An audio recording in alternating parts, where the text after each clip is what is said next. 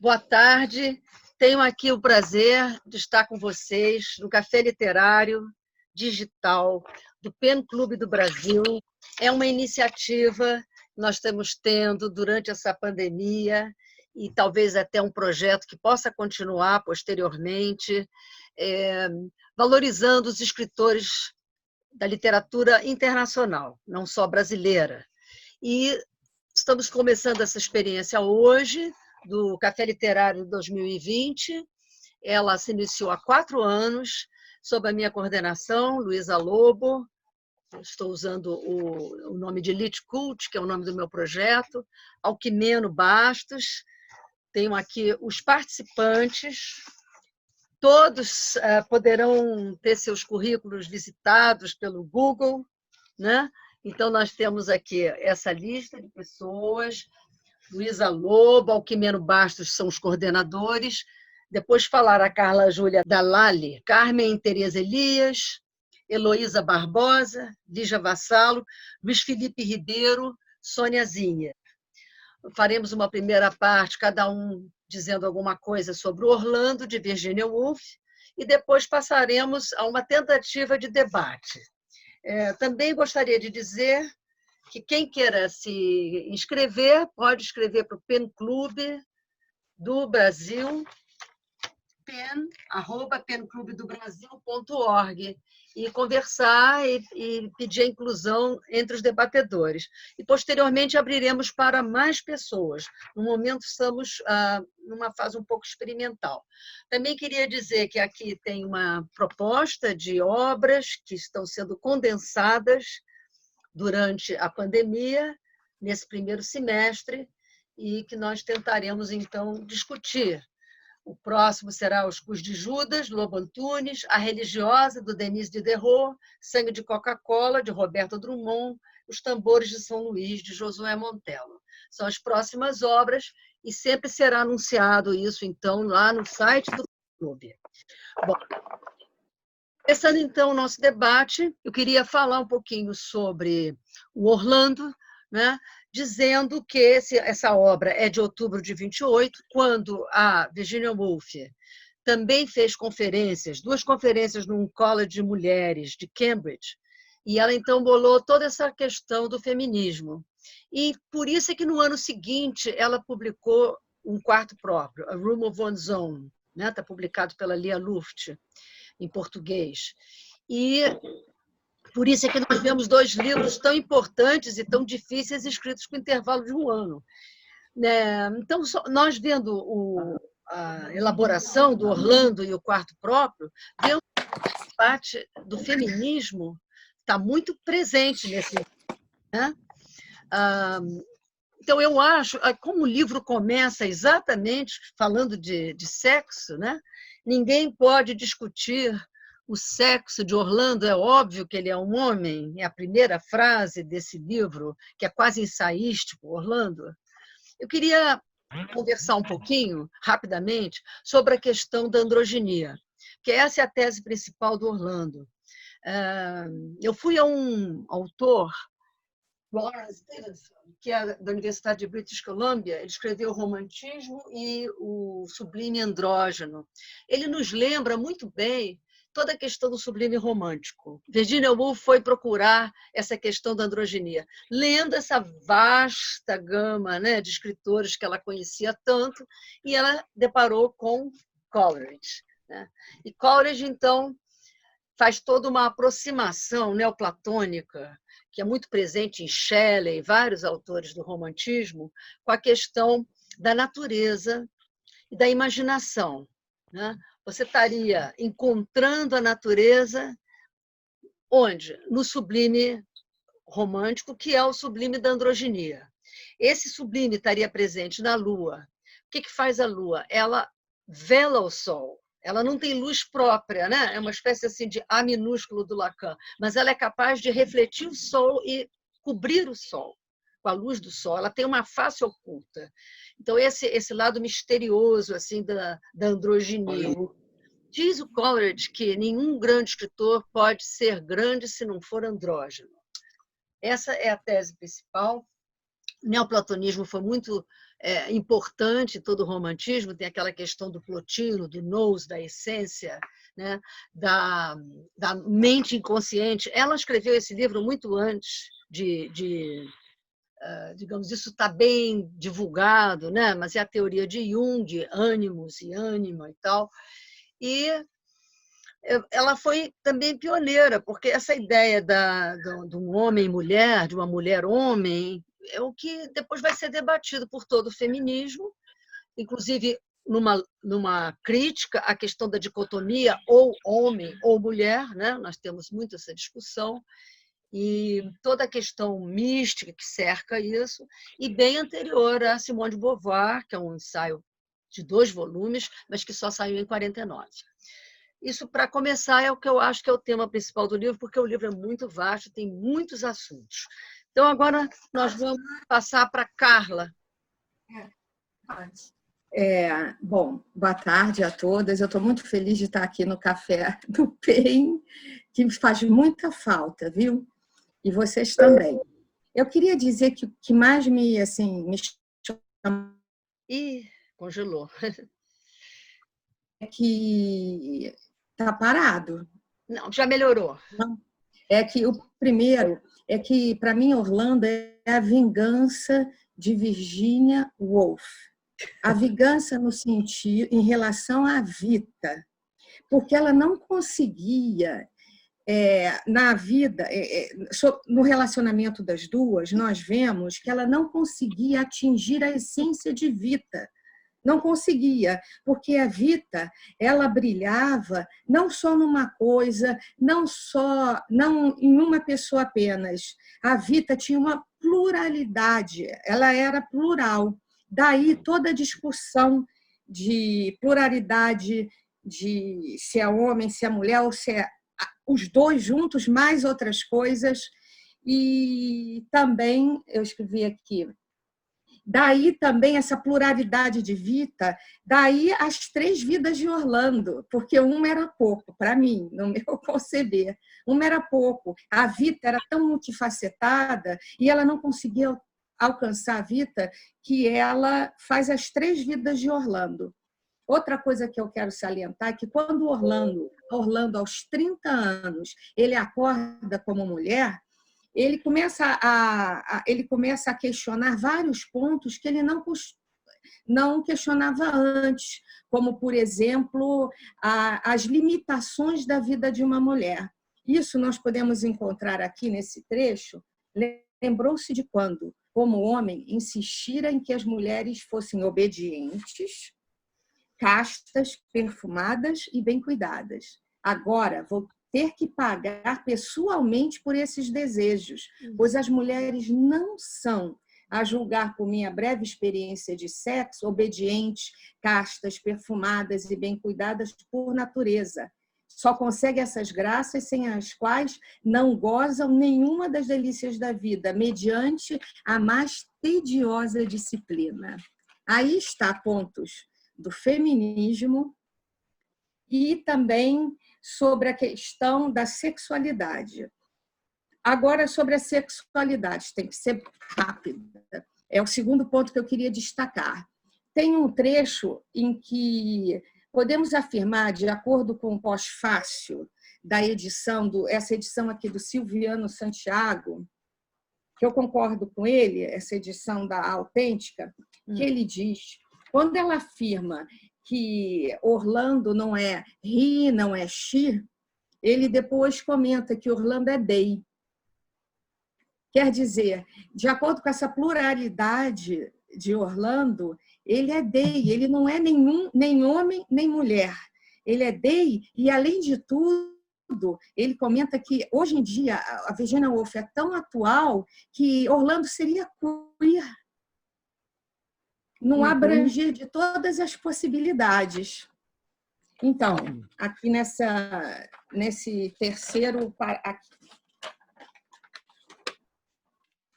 Quando ele fala, aí eu botei, na página 93 de Orlando, nós vemos a mudança de sexo, embora lhe alterasse o futuro, em nada contribui para alterar-lhe a identidade. a identidade. O rosto, como prova o seu retrato, continuava praticamente o mesmo.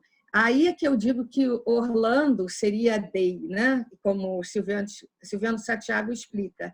Porque o rosto continua o mesmo, porque através do livro nós vemos os retratos de Orlando, o rosto é o mesmo.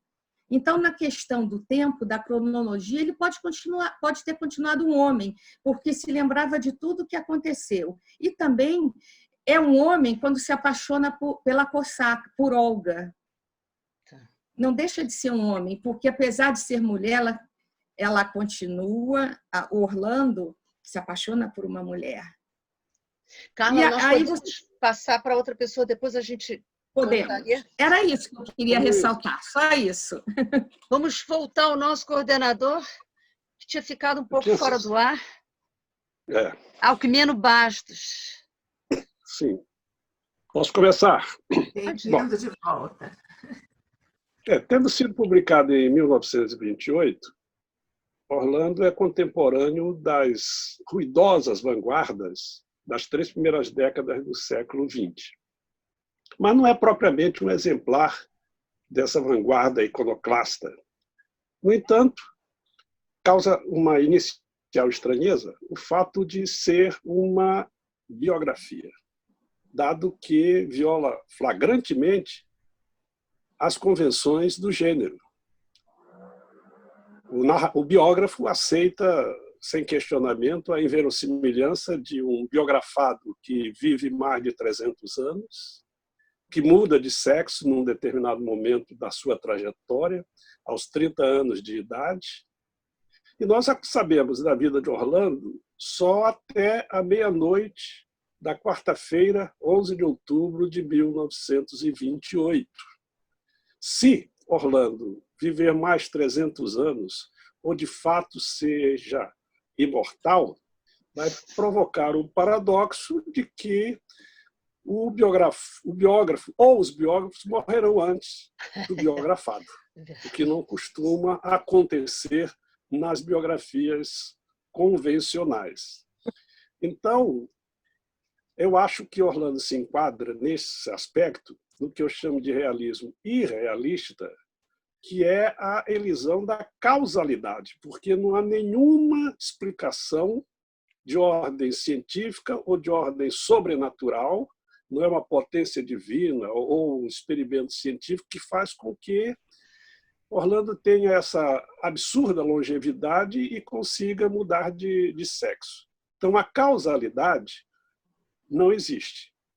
Esse é um dado nítido da ficção do século XX, do que eu chamo de realismo realista, assim, que normalmente são chamados de fantástico, absurdo, mágico, embora, e por isso o realismo esteja contido, não é, numa dimensão espacial bem reconhecível, a um determinado momento, até que o biógrafo se dá o direito de dizer que não vai descrever uma paisagem porque ela é tão inglesa que qualquer leitor saberá de que ele fala, o que, obviamente, só vale para os leitores ingleses ou versados na vida inglesa.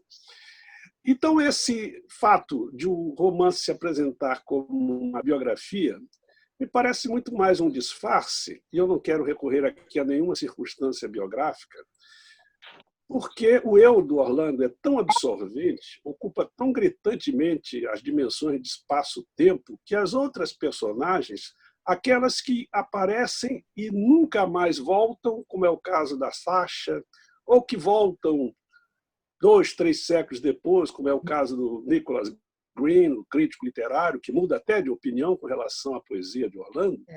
Mas, de qualquer maneira, essas personagens só vêm à cena na medida em que elas se relacionam com Orlando. E Orlando, literalmente, vai chegar num ponto em que dirá que não é um só. Antes de Mário de Andrade, ou contemporaneamente a Mário de Andrade, eu acho que eu estou sumindo de novo, ou não? Não. Estou sumindo? Não. Ele está sumindo o Luiz Felipe Ribeiro. Então, deixa eu... Bom, então, o Orlando, ele e ela, não é, se apresenta como um eu múltiplo. Não basta apenas a dualidade homem-mulher, porque não existe uma migração e o Orlando deixa de ser homem e passa a ser integralmente mulher. O tempo todo essa consciência é dúbia, é andrógena até do ponto de vista espiritual.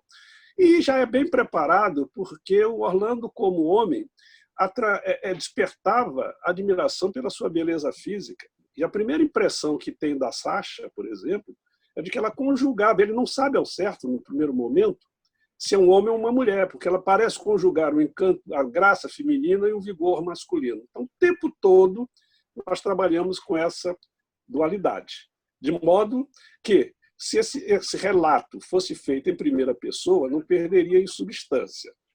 Quer dizer, é uma audácia da Virginia Woolf adotar o gênero biografia. O segundo aspecto que eu quero abordar, para não me estender demais, é a dimensão do tempo. A respeito de a trajetória do Orlando, levá-la até Constantinopla, por exemplo, o tempo é que é a dimensão fundante desse romance.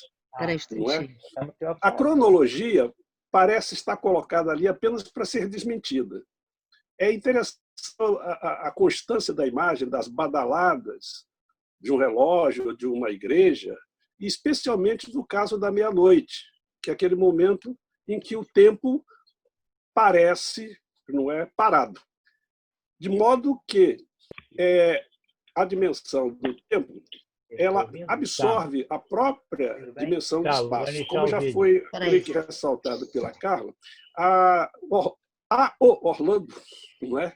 E eu lembraria aqui que o Osman Lins, em Avalovar, resolveu, em certo momento, um problema, dando à personagem não um nome que possa ser enquadrado num gênero, mas um símbolo, não é, gráfico, que serviria tanto para um quanto para outro. Mas o que eu quero dizer, então, é que o tempo é, de fato, essa dimensão absoluta. E parece a hipertrofia, ou a hipérbole, para não ser tão incisivo, da tendência crescente do romance ocidental de privilegiar a dimensão interior. Quer dizer, qual o sentido de efetivamente nós sabermos que a Orlando está à meia-noite do dia 11 de outubro de 1928. Esse rigor cronológico ele é enganoso, porque para quem viveu 300 anos ou mais, um dia não vai ter a menor importância em termos de uma suposta objetividade cronológica. Há muitos outros aspectos, mas para não me estender, eu quero citar só então esses dois. A questão da biografia e a dimensão temporal do romance. Tá. Muito obrigada. Vamos agora seguir a nossa lista, né, para vocês saberem quem está aqui. Nós já tínhamos ouvido um pouco a Carla, agora vamos ouvir a Carmen Teresa Elias, que está presente aqui. Vamos lá. Olá, boa noite, um prazer estar de volta ao café, muito bom esse encontro. Vamos lá. Eu vou começar pelo final, tá? Ou seja, o que eu considero como tema principal de Orlando é a imortalidade da verdade interior. E como verdade interior, eu destacaria uma mescla de memória e natureza. Vou tentar explicar, agora indo lá do início, eu poria três temas, três subtemas, tá, dentro desse tema. A questão do fato ou imaginação, a questão da troca de gênero e a questão da conformidade à sociedade. Na questão do fato com imaginação, eu acho que o que está sendo dito é que a imaginação e os fatos não podem ser separados. Há uma conexão que mostra que história e memória são elementos totalmente interconectados. A memória é aquele elemento de ligação, né, de interligação entre o fato e a imaginação, o que torna todo fato uma qualidade subjetiva, tá? subjetiva, uma verdade que vem dessa interconexão. Aí, partindo disso, vamos lá para a questão da troca de gênero. Eu não acho que o gênero seja o ponto mais importante de Orlando. Essa troca, se você reparar, ela é tratada como um acontecimento normal. De repente, é ele ou é ela, passa a observar um monte de coisas diferentes, mas Orlando em si não sente nenhum espanto, nada que diga que aquela troca é um impacto, é uma coisa impactante, é uma coisa significativa. Tá? No íntimo, ele não sente nenhuma diferença na sua identidade ou na sua personalidade. Orlando, seja homem, seja mulher, Orlando é uma essência humana. Nada que apenas a questão da sexualidade vá modificar. Impossível de ser modificada. Aí eu fiquei pensando o porquê da Turquia. Por que, né, que a troca vai ocorrer lá na Turquia? Ou seja, é um local fora da sociedade europeia, da sociedade inglesa, é um local fora dessa civilização europeia, e um local que vai dar acesso à manifestação do indivíduo perante a natureza, perante si mesmo e distante das convenções sociais. Então, naquele contexto, ser homem ou ser mulher não faz nenhuma diferença para a integridade da personagem. Orlando é independente de gênero, de estar homem independente de estar mulher. Tá? E a questão da sexualidade só vai aparecer em função da reação das outras pessoas.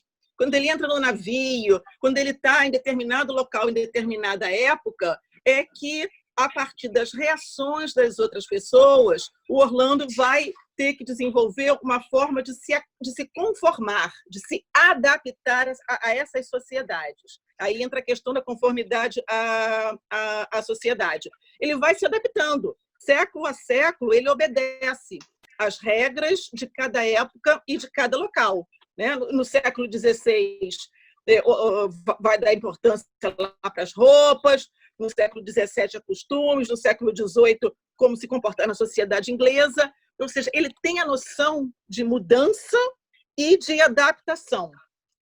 Só que essa conformidade que a personagem vai adquirindo ao longo dos séculos, chega uma hora que ela cansa e se torna opressiva e opressora.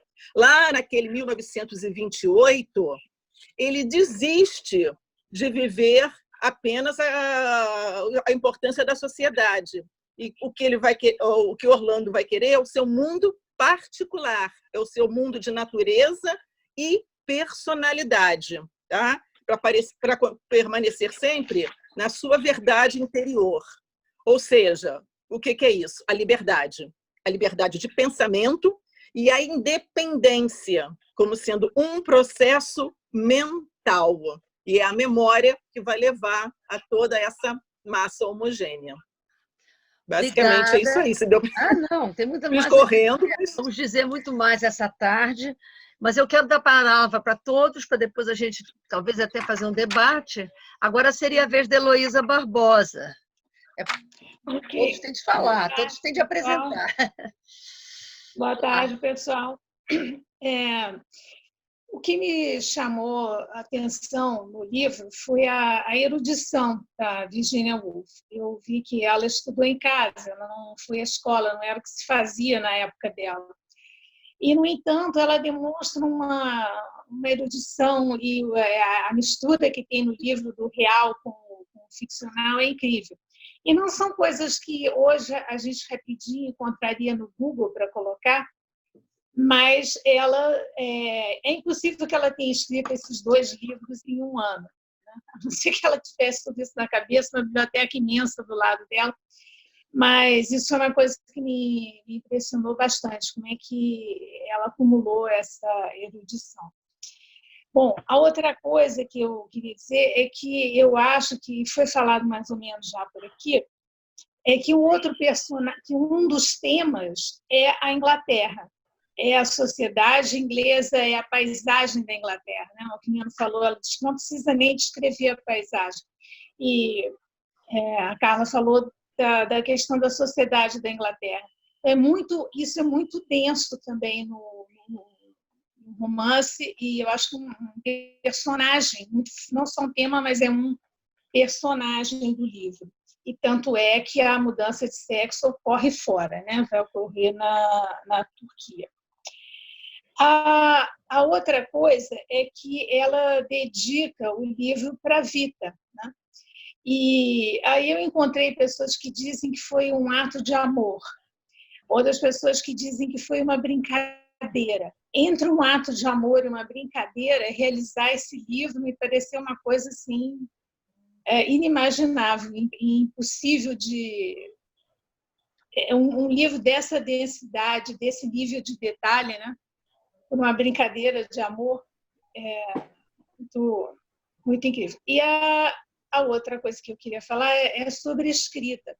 Quando o Orlando passa a vida tentando compor aquele poema para o Carvalho, né, The Oak Tree, tem um trecho que é muito falado, que ele quer descrever o céu e a terra, a grama verde, o céu azul, ele não consegue, porque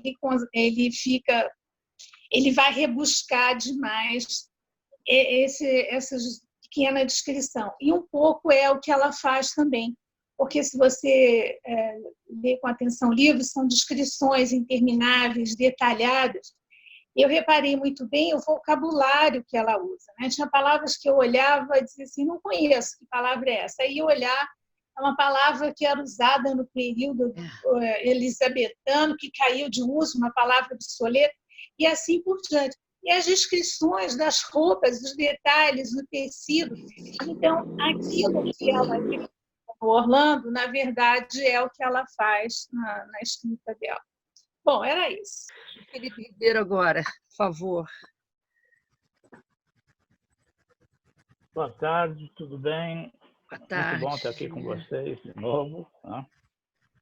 Eu quero dar uns pequenos pitacos aí, coisas que talvez não tenham sido abordadas. A primeira questão é que Orlando pode atravessar esses séculos todos porque ele está desvinculado do mundo do trabalho. O que mede o tempo no mundo ocidental é o mundo do trabalho. Ele, como o aristocrata, quer dizer, o trabalho é uma coisa que não conta. Então, não há nenhuma incoerência em que ele possa permanecer 3 séculos e não haja nenhum espanto. E eu penso que o grande personagem do livro não é Orlando. O grande personagem do livro é o tempo. A questão toda é o tempo. Se trata de tentar colocar na linguagem literária a diferença entre o tempo cronológico, o Big Bang, e o tempo interior. Eu não quero chamar de psicológico, é complicado. O seu tempo tal como é percebido pelo personagem. E isso nos dificulta um pouco a leitura na medida que o narrador ele está colado com a personagem, ainda que ele faça distanciamentos críticos, como é que escreve, como é que faz biografia, não faz, mas ele está o tempo todo vendo o mundo com os olhos de sua personagem. Então, nós vamos acompanhando aquilo, não conseguimos perceber o jogo narrativo que ele faz, mas, no fundo, o grande personagem é o tempo. Tanto que, sintomaticamente, o livro termina com uma data, 11 de outubro. Ele escolheu o meu aniversário exatamente para me homenagear, né? Só que antes de eu nascer. Agora, eu vejo que a questão do tempo está ligada à questão também, outra vez, do gênero. Porque a troca de gênero de Orlando ela é muito claramente definida. Não se trata de um equívoco de gênero. Ele é homem, ele possui Sasha, tem relações quentíssimas, depois é mulher, tem filhos. Então, há uma mudança realmente de gênero biológica que se explica, né, o grande sono de 7 dias. Há uma mudança biológica que, no fundo, eu acho que a Carmen tem razão, está mostrando o quê? Que o Orlando com o sexo masculino, o Orlando com o sexo feminino é o mesmo ser humano. Né? Então, esse é um dado importante, porque ele vai estar preocupado com o tempo. Agora, esse tempo está marcado para mim socialmente, é o tempo dentro daquela casa. Se há uma coisa que não muda, é a mansão. a mansão permanece a mesmo o tempo todo, ou seja, a casa nobre, a casa do nobre, absolutamente não muda. Ele pode botar uns móveis a mais, mobiliar que não estava mobiliado, mas a casa é sempre a mesma, o mesmo vitral, a mesma luz. Os empregados, ainda que mudem de nome, continuam sendo exatamente os mesmos. Então, há uma fixação desse tempo de Orlando fora da vida social. Tanto que a Virginia Woolf insiste em dizer que a sociedade não é o conceito que nós temos hoje em sociologia ou economia. A sociedade é a vida de sociabilidade do que se chamaria alta sociedade, que o Brian Suede. Então, ela considera a sociedade aquele jogo de intrigas e tal, e é a coisa que cansa. E, curiosamente, ela não atravessa sozinha esse tempo todo, porque aquele escritor picareta que ela encontra lá no século XV e XVI, ela vai reencontrar no século XIX, que é quem encaminha a publicação, inclusive, do poema. O que ela quer jogar é o quê? Que as coisas não mudam. O tempo continua o mesmo, não mudam. Então, a sociedade, quer dizer, de um ponto de vista de uma análise, ela não começa que a sociedade não existe, porque a sociedade não muda, as relações são sempre as mesmas. Ela tem uma fortuna que, incrivelmente, por mais que esteja comprometida, não acaba nunca, ou seja, o dinheiro, o gasto de dinheiro não tem a menor importância. Ela vai na livraria e manda o livreiro entregar tudo que foi importante. Quer dizer, compra a livraria inteira, no fundo, quer dizer, ou seja, as relações habituais de economia, de trabalho da sociedade que vive Virginia Woolf não existem. Tanto que ela vai mostrar muito que, na questão dos escritores, aquela insistência dos modelos da literatura clássica, porque, no fundo, esses modelos também não mudam. Então, junto a isso, há mais uma pequena questão, que é um romance que a gente chamaria em nosso momento como as cabeças. Ele é muito bem feito, é muito bem escrito, mas é um romance para colocar questões intelectuais. Não seria nunca um romance de grande leitura popular, porque é um romance cabeça, ou seja, não acontece muita coisa. A rigor acontece muito pouco.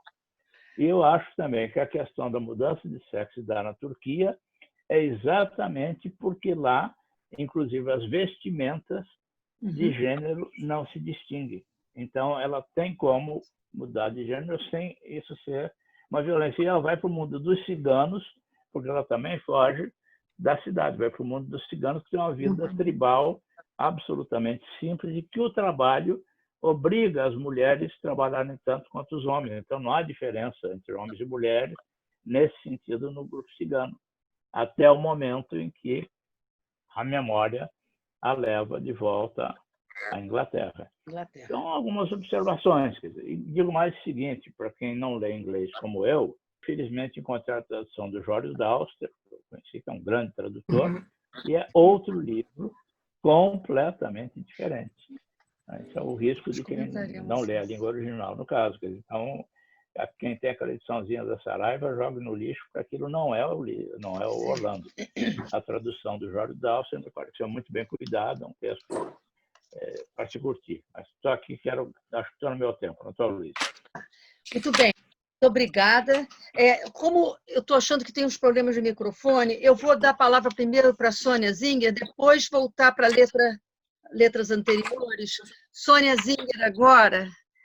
Eu acho que é o seguinte, há duas formas de ler esse livro. Ou você lê o livro atualizado, sabendo a vida da Vita Sackville West, e sabendo que o livro, como ela diz, é uma vingança, e tudo que está, inclusive a Turquia, tudo, é construído em cima da vida de Victoria Sackville West e das peripécias dela, e dos amores e tudo, e também uma reação ao pai dela, que escreveu o dicionário de biografia nacional, e ela tinha aquela relação complicadíssima com o pai. Então, ou você lê ele contextualizado, e aí eu acho que o livro fica menos, ou você esquece as circunstâncias que fizeram com que ela escrevesse esse livro, ou você vai de coração aberto e vê o livro sem essa contextualização toda.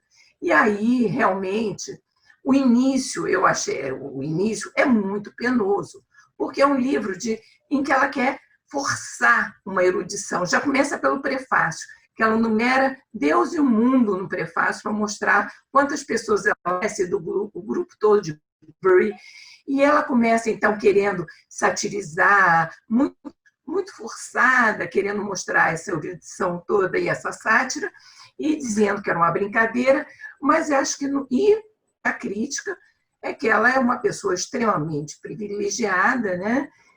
Elitista, com uma visão europeizante, paixão pela Inglaterra e por Londres, né? As descrições de Londres, né?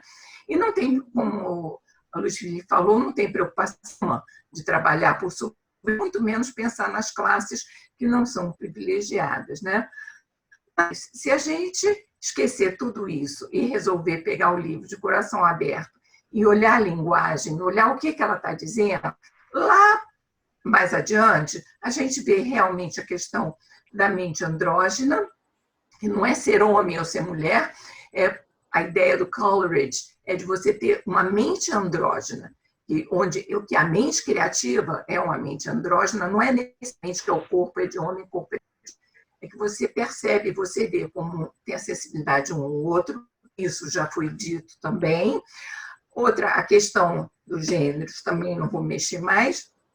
Agora, o que mais eu acho que é uma aula de literatura inglesa, eu daria esse livro para os alunos de literatura inglesa, porque você vive a literatura inglesa nesses 300 anos.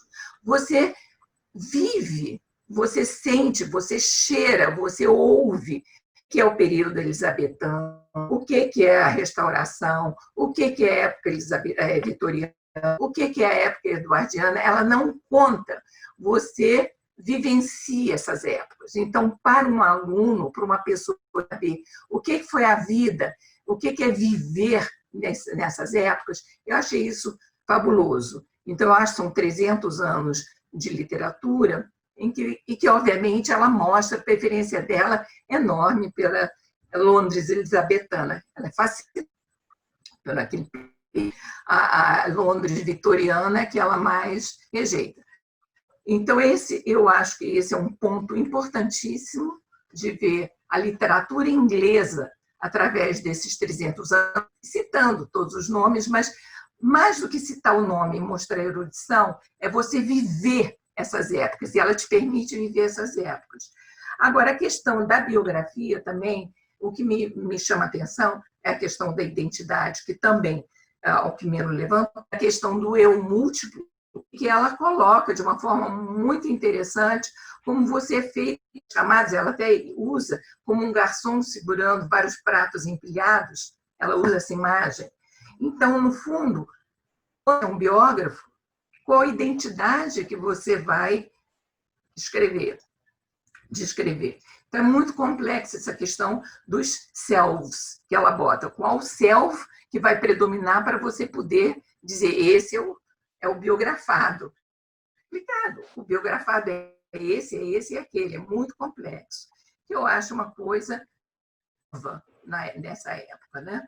A questão do tempo e da vida também não vou falar, porque a gente já foi mencionado, mas muito importante, eu acho também, é a questão da preocupação dela, o que é a vida? O que é viver? Obviamente, depois ela se suicida, ela acha que... né? Mas ela fica se questionando o que é mais importante, o que faz a vida valer a pena. Porque ela é tomada de um tédio enorme, uma melancolia enorme. E questiona, vale a pena viver? O que vale a pena? E aí é que eu acho que ela Virginia Woolf, ela chega à essência dela. Então, as descrições dos quadros impressionistas que ela pinta, que são deslumbrantes. É o carro percorrendo a rua de Londres, e você só vai vendo assim os cartazes pela metade, as conversas pela metade. Ou como ela faz a coisa, ela descreve as épocas, ela descreve isso, quando ela tem o prazer do êxtase. Então, as cores, quando ela tem assim, esse que a Heloísa levantou, eu peguei aquele trecho que ela fala assim: without dreams, but alive, smug, fluent, habitual, under trees whose shade of an olive green drowns the blue of the wing of the bird when he does of a sudden from bank to bank. Ela usa metonímia, tem definição, ela usa o movimento, ela usa ritmo, então ela entra num êxtase, e é esse êxtase, viver, que faz a vida valer a pena. E quando ela descreve isso, quando ela tem esses gozos momentâneos, lembra muito quando ela descreve, igualzinho, a Mrs. Dalloway, quando entra na florista. Ela entra naquela loja, na florista, que ela tem que comprar jantar, e de repente ela se fica embevecida com os cheiros, as flores, e aquilo, a forma como ela descreve sintaticamente, é um longo período. O período vai indo em suspensão, em suspensão, em suspensão, até que chega no período final e ela para, aquele gozo. Então, é isso que faz a vida valer a pena para ela. Bom, eu quero retomar um aspecto do romance, se assim pode ser chamado, que é a questão social, tal como o Luiz Felipe, por exemplo, colocou, o privilégio de casta de Orlando, que não se preocupa com a sobrevivência. E mais do que isso, se o biógrafo está colado à biografada e ao biografado, que são Orlandos, não é? Nós temos aí claras demonstrações de preconceito, se não desprezo. Por exemplo, no encontro com a Sasha, durante aqueles festejos, não é? Eles, me parece que pretendem ingressar num pavilhão, mas a multidão está tolhendo essa aproximação. E é, portanto, uma coisa incômoda. Todos o tempo, como alguém já mencionou, não sei se foi o próprio Luiz Felipe, o conceito de sociedade é o conceito dos privilegiados. Sociedade não é um compósito, um composto de classes com seus eventuais antagonismos. Não, a sociedade é restrita aos privilégios. Daí, de fato, a disponibilidade de Orlando, não é? Sobretudo para a poesia, porque é um elemento que atravessa o romance inteiro, a composição do poema Carvalho, isso sem falar das suas tentativas, não é? Ainda adolescente, sentava-se à mesa e produzia não sei quantas tragédias. Quer dizer, quando, num determinado momento, Orlando, se é verdade que em 1928, depois de todas essas alternativas de vida, se recolhe a si mesmo, é para se dedicar à literatura, tanto à literatura alheia, como a Sônia ressaltou, que é uma espécie de introdução à literatura inglesa, não é?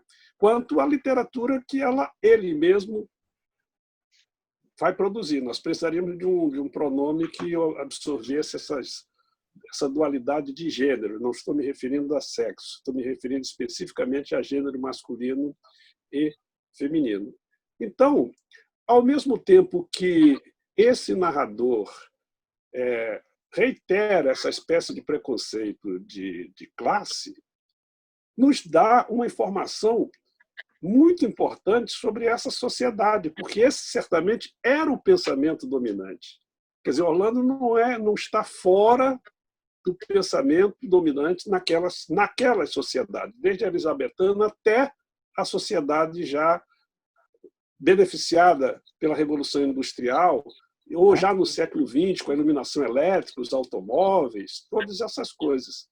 Quer dizer, continua, portanto, um ser privilegiado. Isso permite, essa devoção ao amor, permite borrar outras dualidades, como a dualidade homem-mulher, não é? Que não se faz apenas na mudança de sexo, aí se fala de sexo realmente, porque é uma questão biológica ou fisiológica, mas pela persistência dessa consciência que sobrepaira a essas diferenças. Não é que Orlando não sinta absolutamente nada. Sente. Por exemplo, começa logo a compreender que para a mulher as coisas são muito mais difíceis.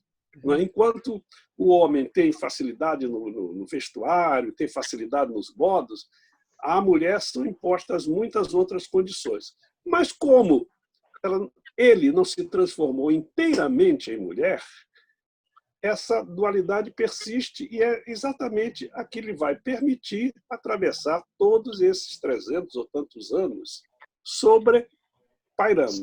Então, nesse sentido, é realmente uma literatura difícil, é cabeça, como foi dito, né? Mas, ao mesmo tempo, tem essa carga de referencialidade, essa informação que é muito útil para quem queira minimamente saber sobre essa sociedade inglesa nesses 3, 4 séculos. Obrigada, 3 séculos, não chega a 4. Não chega a 4, não. Será que a Lígia está podendo falar, Lígia? Lígia não está conseguindo ligar. Bem, eu queria só fazer um acréscimo ao que o Alcimeno acabou de falar. Lendo a crítica do The Common Reader, né? Common é uma coisa traduzida ao contrário, né? É o leitor comum, mas assim no sentido cotidiano. São vários volumes. Ela escrevia no Times artigos imensos de 500 palavras e tinha uma atividade muito grande. Ela recebeu uma herança de uma tia na Índia e aí ela ficou muito rica e não conseguiu, não sei se muito, mas rico o suficiente para poder viver dos lucros dessa herança. E o marido teve um cargo na Índia, um cargo colonial, que a Inglaterra ainda tinha a Índia naquela época, então ele era, digamos, um funcionário do governo aposentado que escrevia sobre história, ele era um historiador. Então, no Common Reader, ela discute amplamente essa questão do highbrow, o cérebro, o middlebrow, que é a pessoa comum, e o lowbrow, que é a pessoa do povo, que não teve assim um acesso à cultura ou não se interessou, né, por diversos motivos. E essa discussão é muito viva nessa época, e ela sofreu críticas terríveis na época dela, por sendo considerada uma highbrow. Isso era muito duro para ela, porque cada vez que ela acabava de escrever um livro, ela entrava em crise psicológica, ela foi internada várias vezes, e inclusive o suicídio foi porque ela não queria ser internada de novo, porque a cura, na época, era enfiar comida na boca à força. Então, ela preferiu se suicidar. Que eu acho que é um direito que as pessoas têm de eutanásia, certo? Para arrancar os dentes, porque achavam que o problema de dente... Eu vou só complementar uma coisinha. É o seguinte, hoje você já tem o X para o sexo. A coisa avançou tanto que hoje as pessoas escrevem estamos cansados, aí não põe dos, põe X. Né? Não é nem cansados nem cansadas. É muito complicado escrever isso em língua latina. Por outro lado, na língua inglesa, quando ela fala gypsy, eu não sabia que era aquele amigo dela, eu não sabia se era um homem ou mulher, depois quando ela dá o nome dele que a gente identifica. Então, qualquer que seja a situação que a gente tenta resolver na linguagem, a questão do sexo, nós vamos encontrar problemas nas línguas atuais. Aliás, eu tenho uma surpresa para vocês no final. Você falou desse elitismo, porque, por exemplo, ela fazia parte do grupo de Bloomsbury, né? Então, isso já explica como ela era. E outra coisa, eu queria indicar para vocês, uma coisa eu acho muito importante. Eu sou assim, quando eu leio um livro, eu procuro saber sobre a vida do autor, em que contexto ele estava, em que época, que eu acho muito importante. E Orlando, eu acho mais importante ainda, para você identificar Orlando como Vita, na minha opinião. Eu queria só mostrar para vocês aqui esse livro esse filme que saiu agora. Dá para ver? Isso é o quê? Vita e Cinco assuntos que vão... Vita e Virgínia. Sei. Vocês estão vendo? É melhor você ler, porque não está dando para ver. Não, é um filme que saiu agora no Reino Unido. Eu assisti esse filme. Você pode dizer o título do filme? Vita e Virgínia. Vita e Virgínia. E é sobre a relação de Vita com Virginia Woolf. E Orlando, o porquê da gênese de Orlando. Eu acho muito bom, muito bem feito, e eu indicaria para vocês também. É isso. Sim. Vamos. Sônia, Não quer quero falar? Não, é que eu queria pegar o gancho do Alquimeno. Eu acho que ele insistir que eu acho que a grande coisa desse livro realmente é o escrever, o ato de escrever. Ela passa o tempo todo tentando escrever, como que escreve a tinta, aí é isso, e refaz, e rever, e faz a revisão. Então, é sobre escrever em si, e o escrever através desses séculos. E eu só queria chamar a atenção uma intertextualidade que acontece, que ela tenta enterrar o poema dela. Isso aí é a Tempestade do Shakespeare. Quer dizer, o Próspero, o que ele faz no final? Ele quebra o staff bury it, que ele quebra a arte dele e enterra. Shakespeare para de escrever também. Nessa é a última peça dele. Parar de escrever. E ela tenta, então, o poema, mas depois não enterra. Ela desiste, né? Ela desiste. Eu não entendi mas eu acho a diferença entre enterrar e tempestade do Shakespeare, não entendi. Ela tenta enterrar o poema. Tá. Mas e a tempestade de Shakespeare? O Próspero, quando acaba a tempestade, o Próspero diz: acaba a arte, eu não preciso mais fazer a arte, eu vou quebrar a minha bengala, quer dizer, da magia, não vou mais fazer magia, acabou a minha arte. Para o Shakespeare também fala: acabou a minha arte. Será que quando a Virginia Woolf quer também enterrar o livro ali, tipo, é mais uma reflexão dela, acabou a minha arte, ela não enterra, não enterrando. Mas aí o impulso de acabou a arte, era isso? Eu acho que ela reflete, ela pensa bastante sobre essa questão do fazer, do escrever. Vou escrever novamente, tenho que escrever. Não sei, eu acho que basicamente a grande coisa do livro é despertar os sentidos do leitor junto com ela, sentindo e vivendo momentos. Eu acho que é isso que é a grande arte dela. Tá. Luísa, eu Obrigada. queria só fazer uma pergunta. Eu não vou falar, não, só queria fazer uma pergunta. Ou a Sônia ou alguém que possa responder. Orlando é uma palavra vernácula em inglês?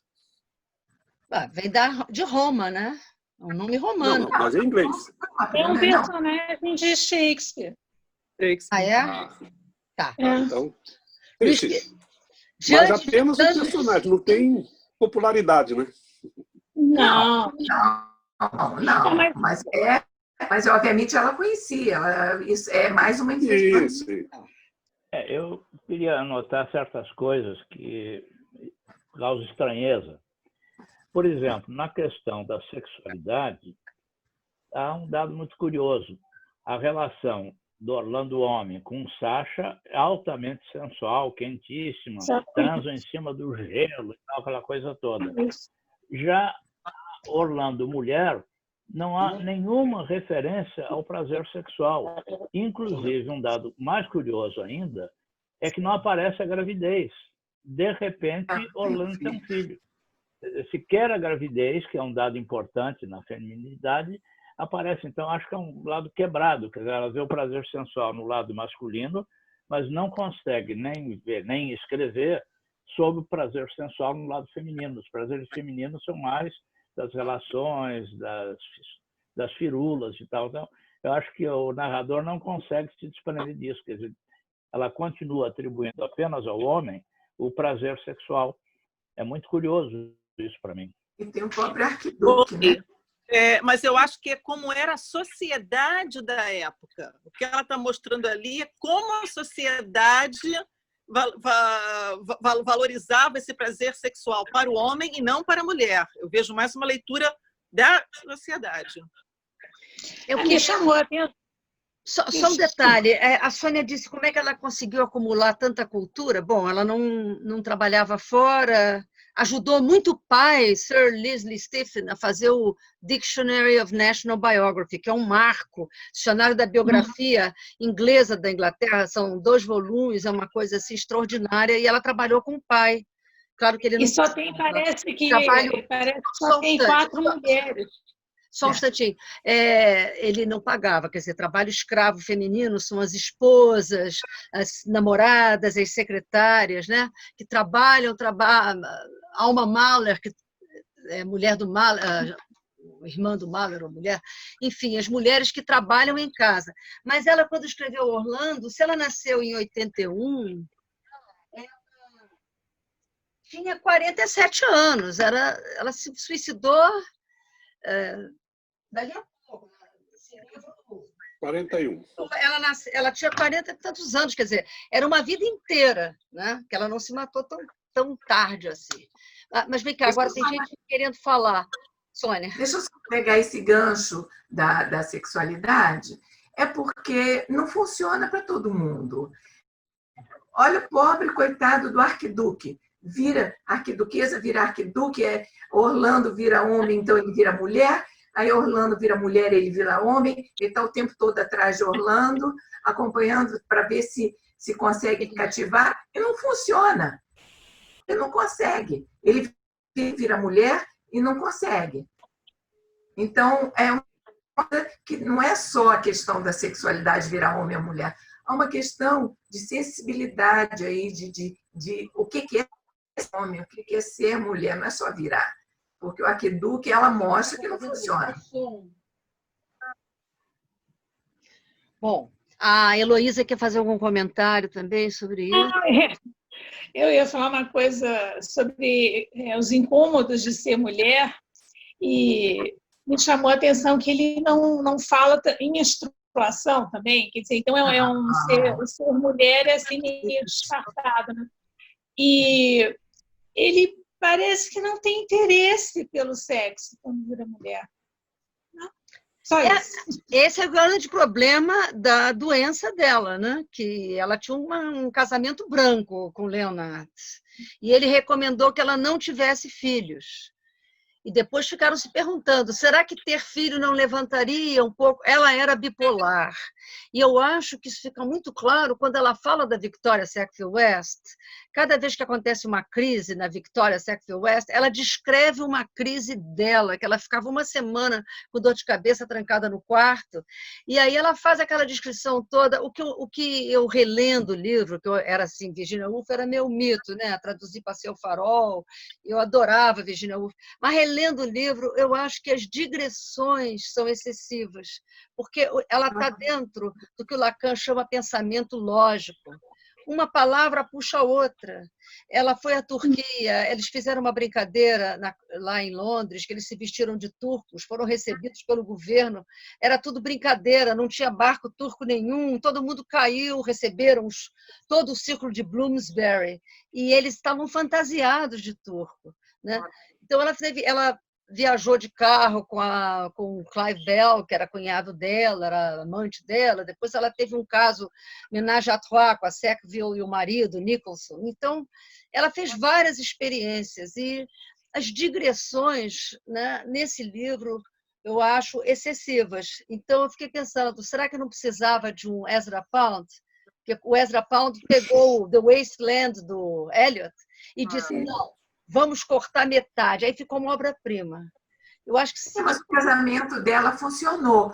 O casamento dela funcionou por quê? Porque ele era homem-mulher e ela era mulher-homem. Eu estava falando sexualmente agora, sexualmente. Sexualmente, eu acho que dá para entender que eles têm uma relação. Quando ela encontra finalmente o marido dela, há uma questão de troca ali, mas só há porque ele mostra a mulher que tem dentro. Ela deixa isso bem claro. Agora, não descreve, óbvio, nessa época não se falava dessas coisas. Não no grupo dela, talvez, não sei. Eu achei interessantíssimo, lendo críticas da época, que falam que as pessoas ficavam curiosíssimas de saber se a Virginia e a Vita tiveram realmente relações sexuais. O que está vendo? Interferência aí. Entendeu? Era uma curiosidade. Hoje, mas eu acho que isso é bastante comprovado, né? Que ela fez várias experiências homossexuais. O problema é que ela era bipolar, né? O que a gente é maníaco depressivo, que tem um nome hoje bipolar. Então, ela tinha crises e tudo, não havia medicação, e isso era muito ruim e era muito difícil. Agora, não sei se, talvez, tendo um filho, ela poderia até ter se equilibrado mais, a gente não sabe, mas ele pediu para ela não ter filhos porque a situação psíquica dela era incerta. Eu acho que isso passa demais em A vida da Virgínia pode ser muito interessante, mas desloca a nossa atenção da obra em si, porque eu sempre me faço a pergunta, eu chegaria a essas conclusões se eu não conhecendo as circunstâncias biográficas da autora. Não quero abandonar por completo, mas eu prefiro pensar numa persona cultural. Ou seja, Virginia Woolf não é apenas uma mulher que viveu na Inglaterra, nasceu, parece que em 1882, morreu em 1941, mas ela é, antes de qualquer outra coisa, uma persona cultural, como os outros membros do grupo. Não é? Entendeu? Então, é óbvio que ela pode ter levado para a obra muito da sua experiência existencial, mas a obra precisa se sustentar. Talvez, por isso, ao invés do mero disfarce, não é, de um eu ficcional, ela tenha inventado um suposto biógrafo que, evidentemente, não convence a ninguém. Porque todas aquelas digressões faz, por exemplo, uma espécie de meta-discurso dizendo como é que uma biografia deve ser, não deve ser. E ele, como biógrafo, ou ela, que também o gênero desse biógrafo não está suficientemente esclarecido, tem de inovador. Quer dizer, então, aí o que a gente ressalta é que, independentemente da vida da Virginia Woolf, ela instaurou um eu narrativo para justamente dar conta dessa pluralidade que, se procede dela, certamente também é comum a muitas outras pessoas, muitas outras mulheres. Talvez o fato de, por exemplo, ela não ter destacado tanto as relações sexuais como mulher se deva mais a uma espécie de cansaço da narrativa, porque a parte dedicada à primeira relação do Orlando com a Sasha é muito mais intensa. Inclusive, fica em aberto se efetivamente, no momento em que ela sumiu, se ela estava no colo do marinheiro, que seria uma vergonha por ser um marinheiro, mas era o senhor marinheiro, pelo que ela descreve. Né? Não é? Se ela efetivamente estava no colo do marinheiro, foi uma alucinação do próprio Orlando. Correto? Então, desculpe, mas eu tenho sempre a reticência quando a gente desborda muito para o aspecto biográfico, porque a gente perde um pouco o foco da obra em si. Literário. Concordo. Luiz Felipe e Carla. Luiz Felipe, depois a Carla, depois Carmen. Eu penso o seguinte, quer dizer, pouca crítica que eu li está muito fixada na relação dela com a Vita. Sim. Ora, amantes, amores, namorados, todo mundo tem. O problema é você transformar essa experiência com a sua mestria na linguagem para fazer literatura. Então, ficar o tempo todo referindo a Vita e tal, para mim não interessa. Porque amores e tal, todo mundo tem. Literatura, você conseguir transferir essa experiência por uma criação discursiva convincente. Estou fechado com o que menos. Então, acho que a crítica, talvez mais a crítica feminista, se preocupa demais em legitimar uma relação desse tipo do que analisar do ponto de vista literário. Todo escritor, para escrever, vai escrever sobre suas experiências reais ou imaginárias, não tem outro caminho. Né? Então, eu acho que a gente tem que fixar mais, como primeiro, na construção do discurso. E como literatura, eu não acho... É um grande livro, mas tem falhas muito grandes, como diz a Luísa, esse excesso de interferência, excesso de intelectualismo em certos momentos e tal. Não é uma obra equilibrada, ainda que seja uma obra muito boa. É contraditório dizer isso. Então, acho que a gente teria que fixar mesmo na questão, o discurso de Orlando, porque a Vita é um motivo existencial. Que se fosse com outra pessoa que não tivesse talento literário, não dava em nada. Né?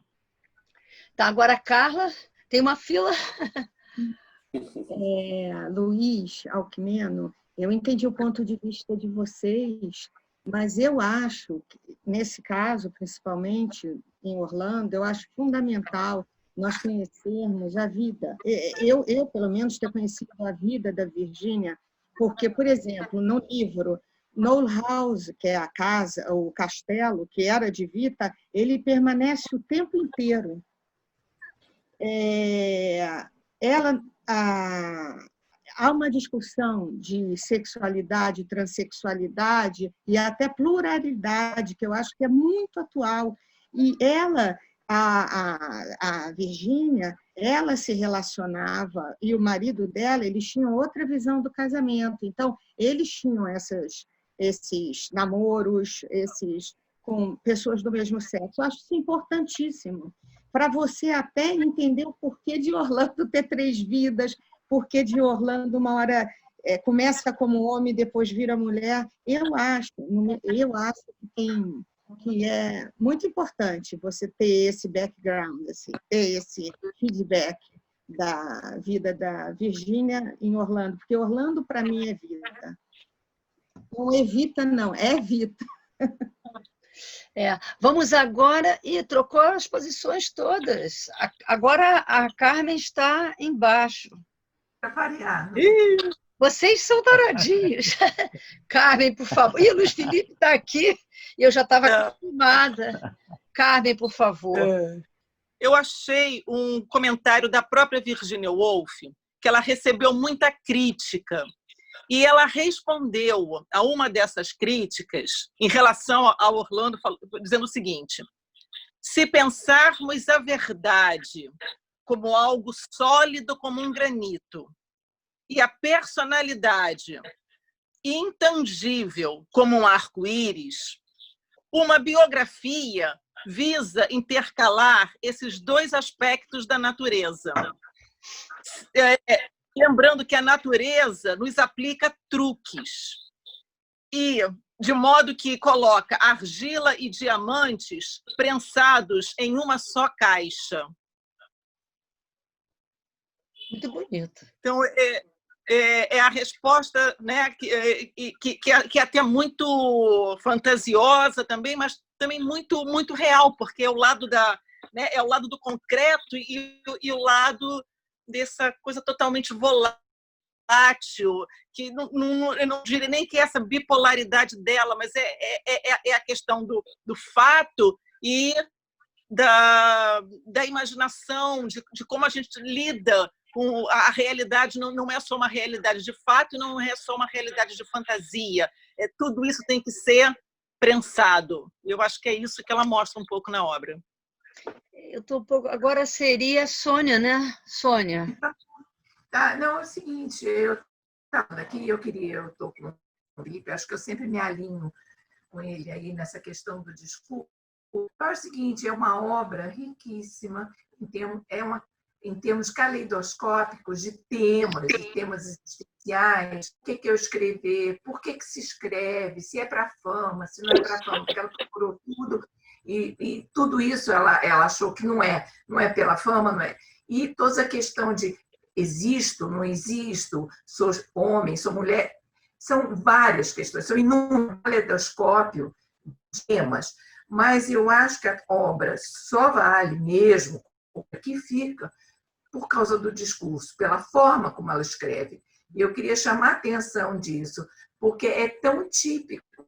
Quando ela começa, ela entra no ambiente e ela começa a escrever sem colocar ponto. A pontuação dela, ela vai indo, ela vai te levando, e você vai junto naquele parágrafo enorme, até que no fim, ou dá um barulho, ou é um trem que entra, ou é um avião, é um ruído que interrompe aquele momento de gozo total que você, leitor, tem levado pela sintaxe, pelo dela, é a forma sintática do discurso dela. Eu acho que isso é inigualável, e ela apresenta isso em Mrs. Dalloway, ela apresenta isso no To the Lighthouse. Isso acontece em todos os livros dela. Eu acho que isso acontece, inclusive, nos livros, quando ela vai um lápis que ela sai, o street haunting dela, que é incrível, a descrição dela do Kew Gardens, é sempre assim. Eu acho que isso caracteriza a Virginia Woolf. Eu queria propor a vocês encerrar, e eu tenho uma surpresa para vocês.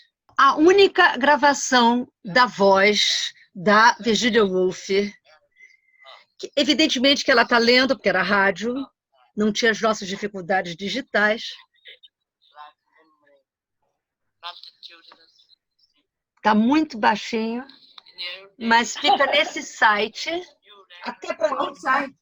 Fala qual o site. É só nos dar o endereço que a gente vai lá. Esse site se chama www.brainpickings.org.